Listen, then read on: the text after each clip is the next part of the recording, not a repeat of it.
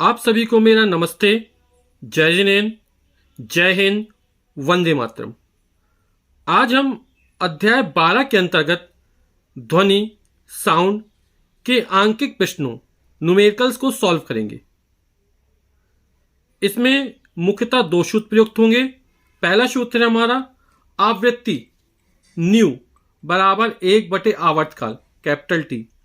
आवृत्ति यानी दोलन करने वाली या कंपन करने वाली कोई वस्तु एक सेकंड में जितने पूर्ण कंपन करती है उसे हम आवृत्ति कहते हैं।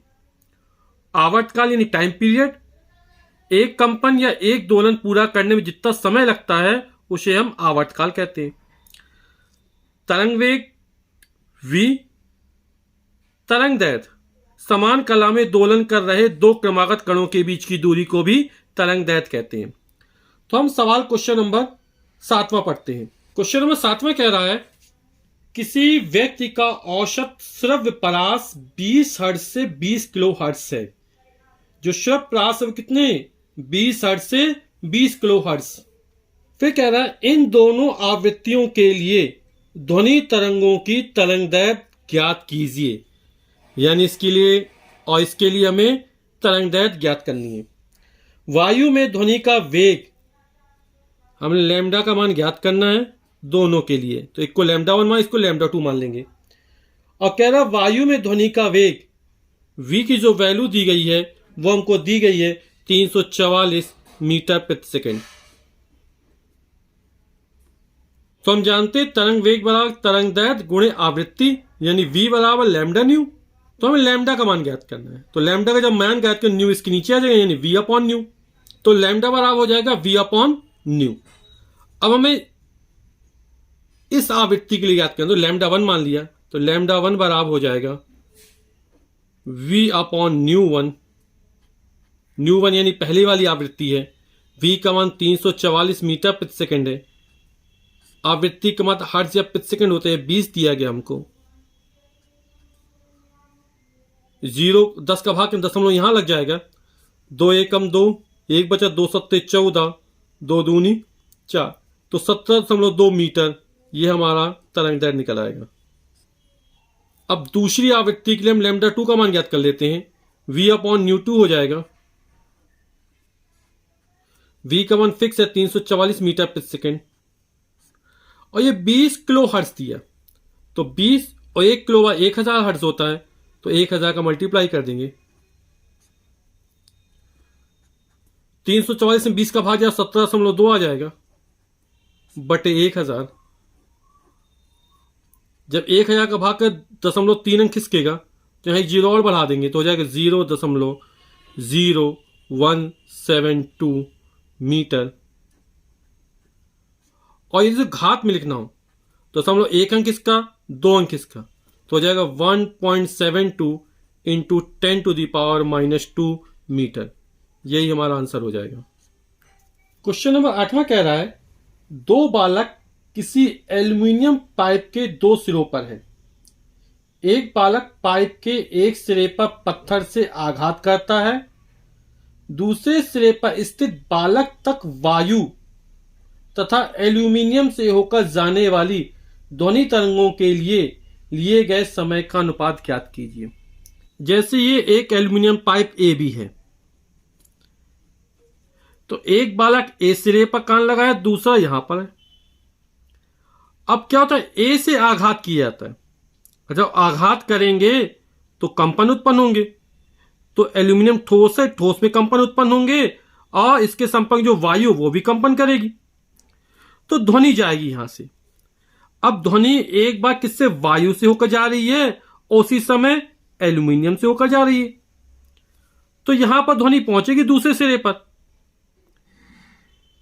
तो दोनों समयों का हमको अनुपात ज्ञात करना है।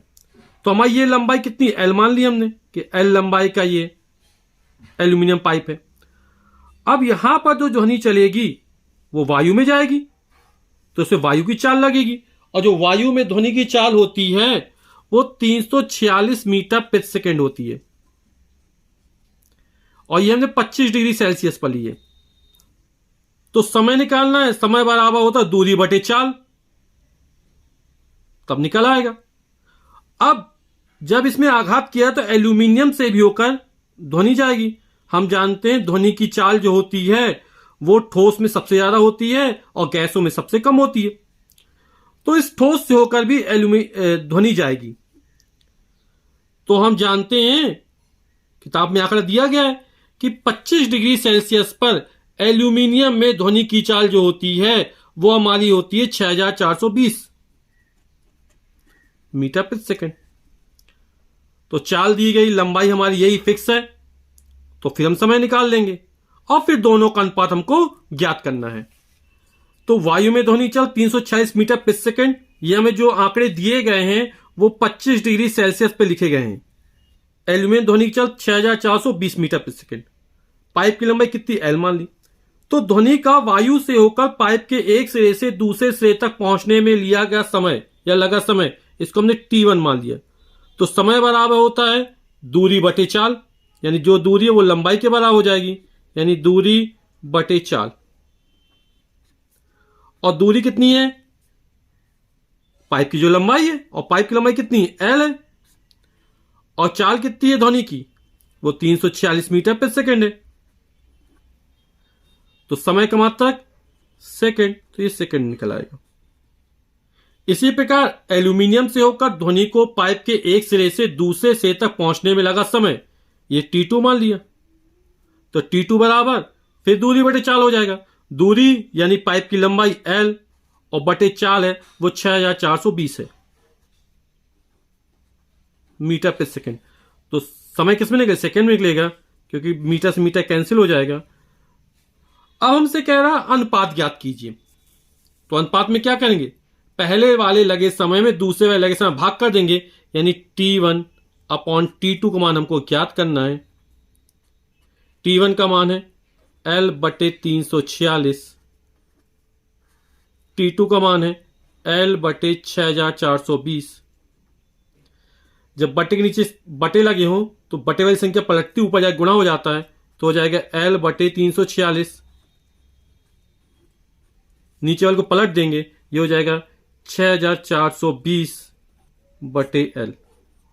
L से L कैंसिल हो जाएगा, तो ये हमारा आ जाएगा 6420 बटे 346। 2 से भाग कर देंगे, 2 तिया 6, 2 दूनी 4, 2 1 कम 2, 0 का 0 0, 2 1 कम 2, 1 बचे 2 सत्ते 14, 2 तिया 6। अभी कटेगा नहीं, तो 3210 में 173 का भाग कर देंगे। तो जब भाग करेंगे तो ये हमारा आएगा लगभग 18.55, क्योंकि पूरा भाग दो बटे में 1 बचा रहेगा। यानी हम लिख सकते हैं T1 अनुपात T2 बराबर 18.55 अनुपात 1। यही हमारा आंसर होगा। क्वेश्चन नंबर 9 कह रहा है किसी ध्वनि स्रोत की आवृत्ति 100 हर्ट्ज है। जो ध्वनि स्रोत की आवृत्ति न्यू से लिखते हैं और ये हमको 100 हर्ट्ज दे रहा है। फिर कह रहा है 1 मिनट में, यानी जो समय दिया गया T का मान वो हमको 1 मिनट दिया गया है। और चूंकि आवृत्ति का मान हर्ट्ज या प्रति सेकंड होता है तो इस मिनट को हम सेकंड में चेंज कर लेते हैं, तो 1 मिनट बराबर होता 60 सेकंड। तो कह रहा है 1 मिनट में यह कितनी बार कंपन करेगा। 1 सेकंड में 100 कंपन कर रहा है, तो 60 सेकंड कितने कंपन करेगा, तो हम 60 का गुणा कर देंगे। तो किए गए कंपनों की संख्या बराबर आवृत्ति गुणे समय। तो आवृत्ति का मान हमको 100 हर्ट्ज दे रहा, गुणे 60 सेकंड है, तो हो जाएगा 6000। कंपनों की संख्या कुल कितनी हो जाएगी, 6000 कंपन। क्वेश्चन नंबर 13 कह रहा है 500 मीटर ऊंची किसी मीनार की चोटी से एक पत्थर मीनार के आधार पर स्थित एक पानी के तालाब में गिराया जाता है। ये 500 मीटर कोई ऊंची मीनार हो गई और इसके आधार पे क्या तालाब है कोई, यहां से एक पत्थर गिराया जाता है। इस मीनार की ऊंचाई कितनी है, 500 मीटर। फिर कह रहा है पानी में इसके गिरने की ध्वनि चोटी पर कब सुनाई देगी। तो पहले क्या होगा, एक पत्थर गिराया जाता है तो पत्थर यहां पर आएगा पहले, तो पत्थर को यहां तक आने में समय लगेगा, फिर पत्थर पानी से टकराएगा तो फिर ध्वनि जाएगी ऊपर। तो पहले पत्थर को आने में लगा समय, फिर ध्वनि को ऊपर तक पहुंचने में लगा समय। तो हमको क्या क्या दे रहा है, जो ऊंचाई h दी गई है वो हमको 500 मीटर दी गई है। g का जो मान दिया है वो 10 मीटर सेकंड की घाते -2 या मीटर प्रति सेकंड स्क्वायर दिया गया है। और जो ध्वनि की चाल है v का मान है वो हमको दिया 340 मीटर प्रति सेकंड। तो पहले हम ज्ञात करते हैं कि पत्थर को यहां तक यानी तालाब के पानी तक पहुंचने में कितना समय लगता है। यहां पर जब भी पिंड ऊर्ध्वाधर नीचे से ऊपर की ओर, ऊपर से नीचे की ओर जाता है, तब गति के समीकरणों में त्वरण के स्थान पर गुरुत्वीय त्वरण का प्रयोग होता है। और जब ऊपर से नीचे आता है ऊर्ध्वाधर, तब प्लस जी काम करता है, और नीचे से ऊपर फेंका जाता है तो माइनस जी काम करता है। तो यहां पर जो पिंड है या पत्थर है वो विराम से गिरना प्रारंभ करेगा। तो जो प्रारंभिक वेग होगा u, उसका मान कितना होगा 0 मीटर प्रति सेकंड। तो गति का द्वितीय समीकरण क्या कहता है, s यानी चली गई दूरी, या h लिख दो या s लिख दो। तो h बराबर ut plus half of gt square. h का जो मान है वो 500 मीटर हमको दिया गया है।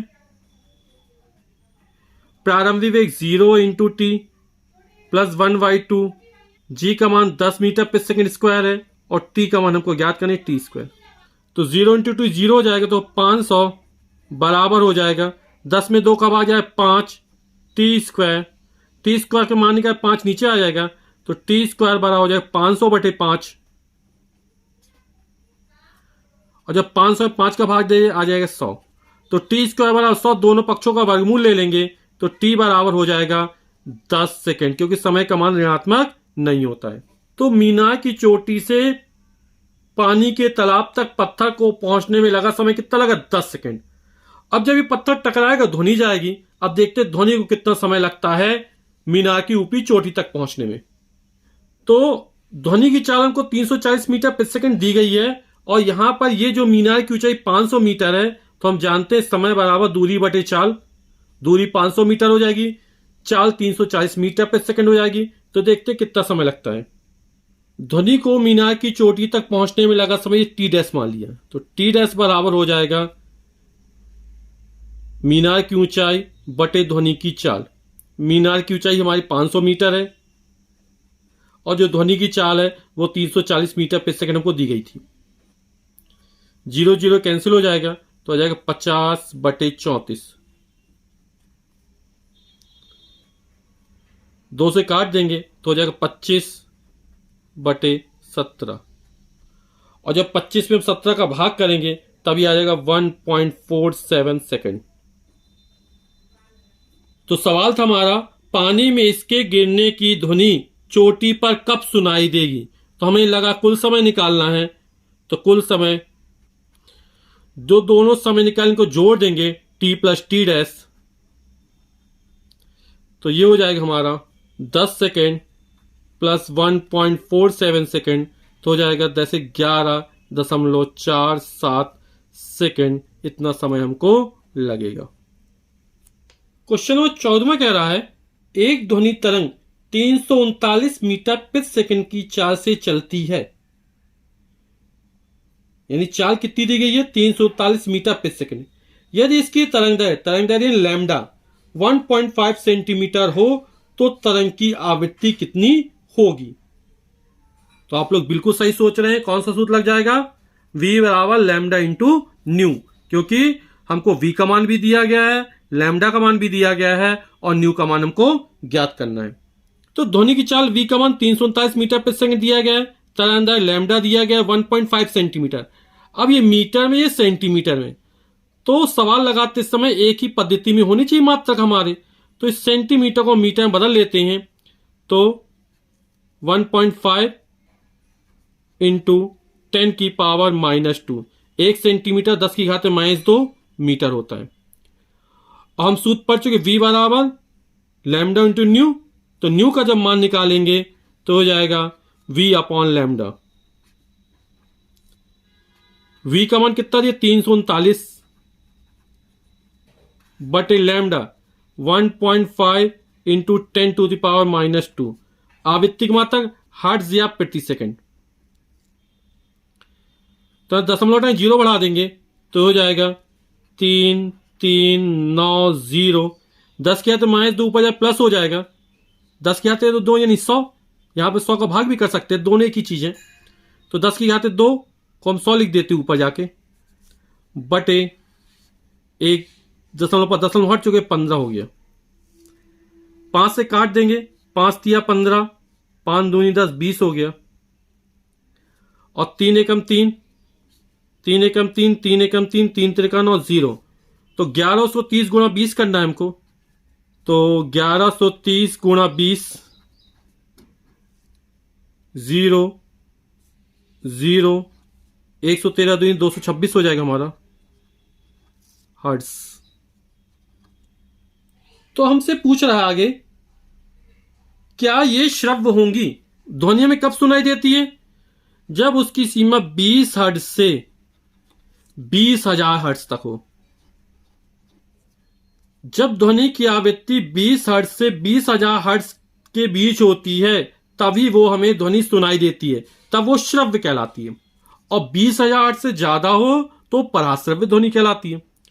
तो यहां पर ये 22,600 निकल रहा है, ये 20,000 से ज्यादा है, अतः ये ध्वनि हमको सुनाई नहीं देगी क्योंकि ये पराश्रव्य ध्वनि है।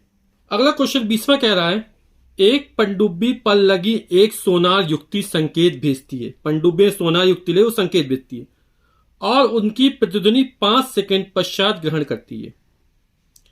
यदि पनडुब्बी से वस्तु की दूरी 3625 मीटर हो तो ध्वनि की चाल की गणना कीजिए।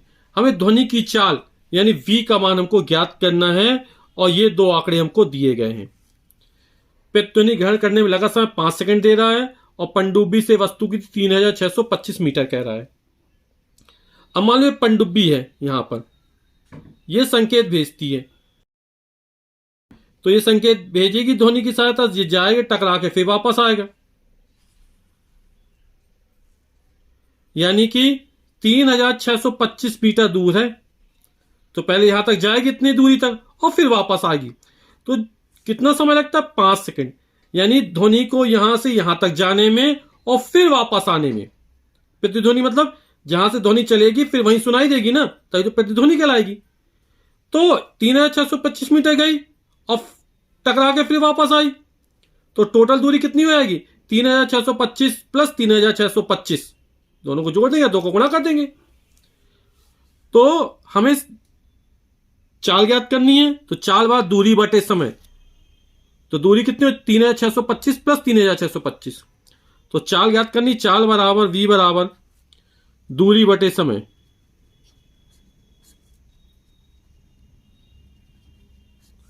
कुल दूरी कितनी होगी? 3625 प्लस 3625 बटे समय 5 सेकेंड।